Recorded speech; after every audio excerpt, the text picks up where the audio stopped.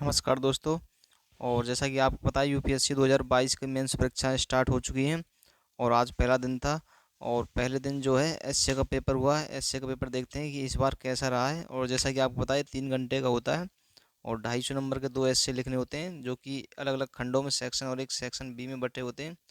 तो देखते हैं सेक्शन ए को, सेक्शन ए में कौन कौन से निबंध इस बार पूछे गए हैं। ठीक है, तो पहला निबंध था दोस्तों इसका, आर्थिक समृद्धि। आर्थिक समृद्धि हासिल करने के मामले में वन सर्वोत्तम प्रतिमान होते हैं। तो आर्थिक समृद्धि किसके माध्यम से दोस्तों? वनों के माध्यम से, वृक्षों के माध्यम से। जैसा कि आजकल पर्यावरण के प्रति कितना विभेद हो रहा है, आर्थिक प्रगति के लिए वनों का सर्वनाश हो रहा है, तो इस संबंधी प्रश्न था। नेक्स्ट देखते हैं, दूसरा इससे पूछा था, कवि। कवि संसार के अनाधिकृत रूप से मान्य विधायक होते हैं। तो जो कल्पना होती है वो लॉ में कैसे बदलती है, और उस तरीके से आपको रिलेट करके बताना है।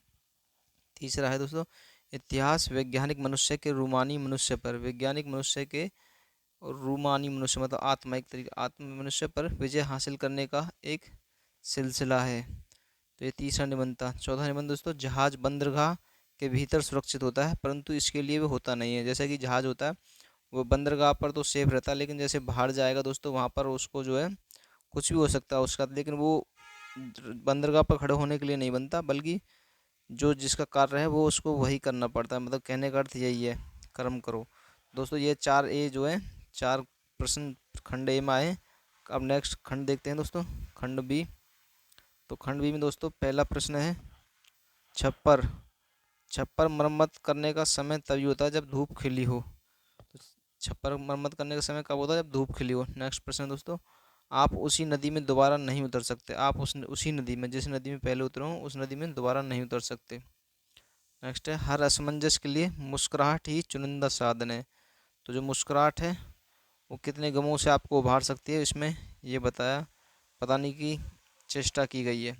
अगला है दोस्तों, केवल इसलिए कि आपके पास विकल्प है इसका अर्थ कदापि नहीं कि उनमें से किसी को भी ठीक होना ही होगा। मतलब जो 4 विकल्प दिए हुए होते हैं तो कोई ज़रूरी नहीं है कि इन 4 विकल्पों में से कोई उत्तर आपका सही हो। तो दोस्तों इस बार जो निबंध पूछे गए अमूर्त काफ़ी अमूर्त प्रकृति के निबंध पूछे गए हैं।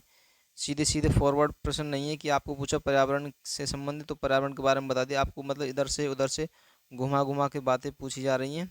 और जिसकी जो फिलोसफिकल, जो दार्शनिक प्रकृति के व्यक्ति होते हैं इन ऐसों को काफ़ी गहनता से और अच्छे से लिख पाएंगे लोग, लेकिन जो साइंस विषय से जुड़े हुए व्यक्ति हैं उनको थोड़ा सोचने समझने में काफ़ी मेहनत करनी पड़ेगी। ठीक है दोस्तों, तो ये था आज आपका ये निबंध का पेपर।